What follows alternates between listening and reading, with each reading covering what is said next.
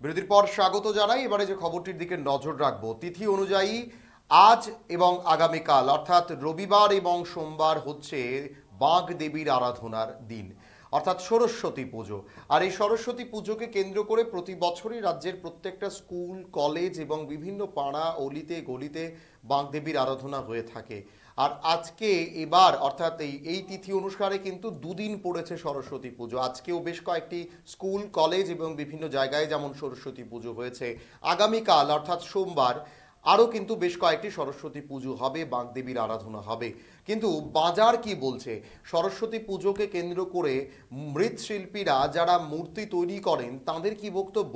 বাজারগুলোতে কি প্রকার প্রভাব পড়লো বাগদেবীর আরাধনাকে কেন্দ্র করে? কেনা বেচা কেমন রয়েছে তা জানতেই যখন আমাদের ক্যামেরা সেই দোকানগুলোতে যায়, কথা বলে যারা দোকানিরা রয়েছেন তাদের সঙ্গে, তখন কিন্তু উঠে আসে একটা বক্তব্য যে বেচা কেনা খুব একটা ভালো নয়, ক্রেতাদের সংখ্যা বাজারে অনেকটাই কম।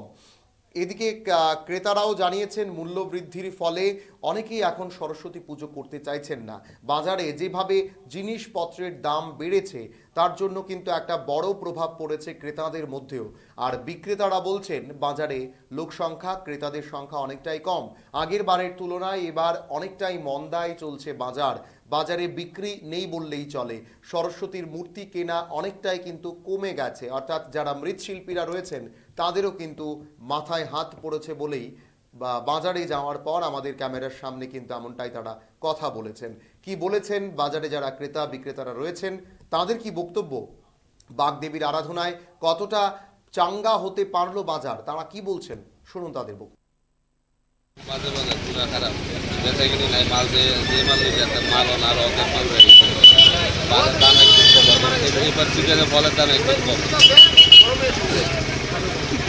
কিরকম রেট রয়েছে কোনটা? তরমুজ আছে 40 টাকা কেজি, আপেল 150 টাকা কেজি, কমলা আছে 60 টাকা কেজি, বেদানা 250 টাকা কেজি, আঙ্গুর আছে 200 টাকা কেজি।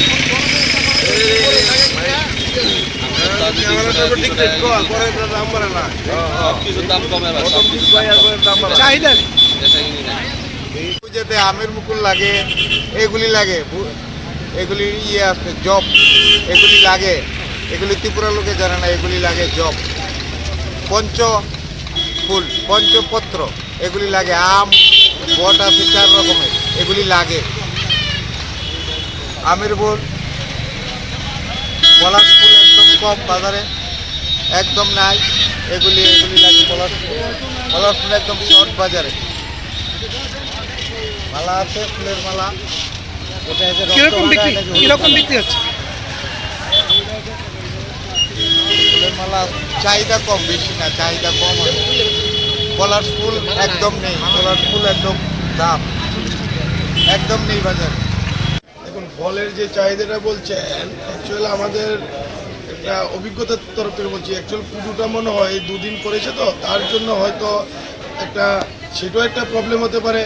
আর নাকি অন্য কিসের জন্য অ্যাকচুয়ালি আমাদের যা নজরে আসছে, আমরা দেখলাম যে অন্য বারের তুলনায়, মানে গেল বছর যে পুজো গেল সরস্বতী পুজো, তার তুলনায় অনেকটাই চাহিদা কম এবার। ফলে মানুষের কাছে অর্থ নাই, যার ফলে পূজাটা কম হইতেছে। অর্থ যদি থাকতো তাহলে পূজাটা ঠিক মতো হইতো। প্রত্যেকবার হইতো আমরা যে পূজার যার যেমন মতো হয়, সরস্বতী পূজা, বাগদেবী সবাইকেও বিদ্যা দেয়, যার ফলে পূজাটা হইতো। এবার মনে হয়, আমার মনে হয় দরিদ্র মানুষের কাছে পয়সা নাই, যার ফলে এই অবস্থা হচ্ছে। একদম কমই হচ্ছে, একদম কমে পূজা হইতেছে। যা একবারই যেটা 5 বাড়ি করতো, ওইটা ধরে নেয় একবারই করে সবাই একসাথে আনন্দ ফুর্তি করে, এই চলছে।